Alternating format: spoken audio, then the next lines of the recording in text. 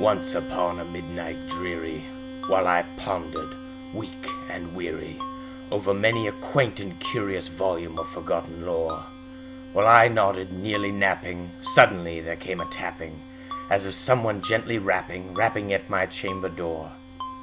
"'Tis some visitor," I muttered. "Tapping at my chamber door, only this and nothing more." Ah, distinctly I remember, it was in the bleak December, and each separate dying ember wrought its ghost upon the floor. Eagerly I wished the morrow, vainly I had sought to borrow from my books surcease of sorrow. Sorrow for the loss of Lenore, for the rare and radiant maiden whom the angels named Lenore, nameless here forevermore.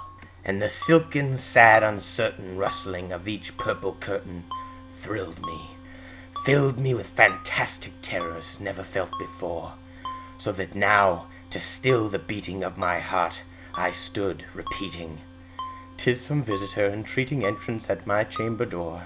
Some late visitor entreating entrance at my chamber door. This is it, and nothing more." Presently my soul grew stronger, hesitating then no longer. "Sir," said I, "or madam, truly your forgiveness I implore. But the fact is, I was napping, and so gently you came rapping, and so faintly you came tapping at my chamber door, that I scarce was sure I heard you." Here I opened the door wide. Darkness, there was nothing more. Deep into the darkness peering, long I stood there wondering, fearing, doubting, dreaming dreams no mortal ever dared to dream before. But the silence was unbroken, and the stillness gave no token, and the only word there spoken was the whispered word, "Lenore." This I whispered, and an echo murmured back the word, "Lenore." Merely this, and nothing more. Back into the chamber turning, all my soul within burning, soon again I heard a tapping, somewhat louder than before. "Surely," said I, "surely that is something at my window lattice. Let me see, then, what threat is, and this mystery explore. Let my heart be still a moment, and this mystery explore. 'Tis the wind and nothing more." Open here I flung the shutter, when with many a flirt and flutter, in there stepped a stately raven of the saintly days of yore. Not the least obeisance made he, not a minute stopped or stayed he, but with mien of lord or lady perched above my chamber door, perched upon a bust of Pallas just above my chamber door, perched and sat, and nothing more. Then this ebony bird beguiled my sad fancy into smiling, by the grave and stern decorum of the countenance it wore. "Through thy crest be shorn and shaven, thou," I said, "art shorn, O craven, ghastly, grim, and ancient raven, wandering from the nightly shore? Tell me what thy lordly name is on the night's Plutonian shore." Quoth the raven, "Nevermore." Much I marveled, this ungainly fowl to hear discourse so plainly, though its answer little meaning, little relevancy bore. For we cannot help agreeing that no living human being ever yet was blessed with seeing bird above his chamber door, bird or beast upon the sculptured buster above his chamber door, with such a name as Nevermore. But the raven, sitting lonely on the placid bust, spoke only that one word, as if his soul in that one word did outpour. Nothing farther than he uttered, not a feather than he fluttered, till I scarcely more than muttered, "Other friends have flown before. On the morrow he will leave, as my hopes have flown before." Then the bird said, "Nevermore," startled at the stillness broken by replies so aptly spoken. "Doubtless," said I, "what it utters is only stock and store, caught from some unhappy master, whom unmerciful disaster followed fast, and followed faster, till his songs one burden bore, till the dirges of his hope that melancholy burden bore, of nevermore." But the raven still beguiling all my fancy into smiling, straight I wheeled a cushioned seat in front of the bird, and bust and door.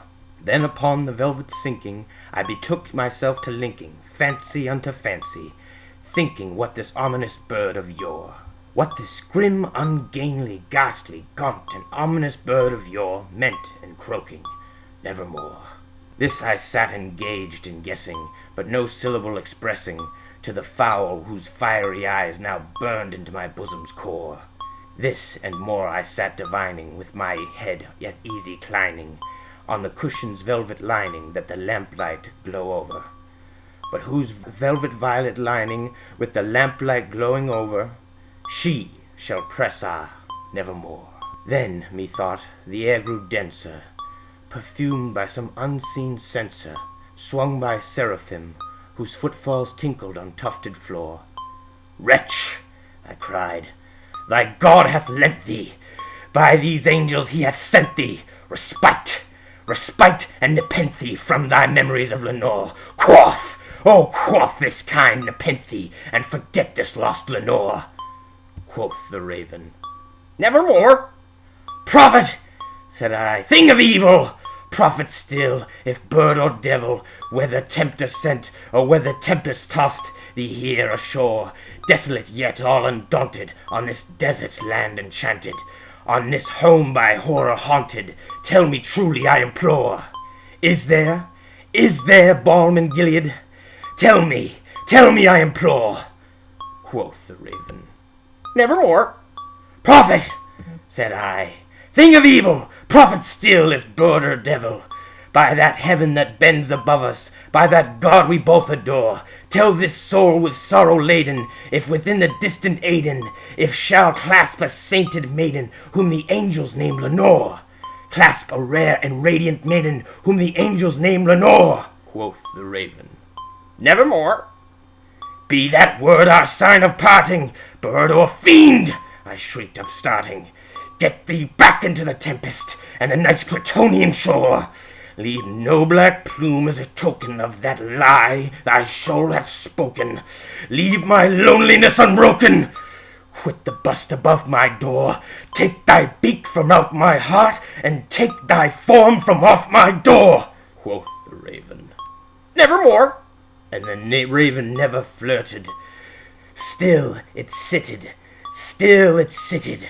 on the pallid bust of Pallas just above my chamber door, and his eyes have all the seeming of a demon's that is dreaming, and the lamplight over him streaming throws his shadow on the floor, and my soul from out that shadow that lies floating on the floor shall be lifted nevermore.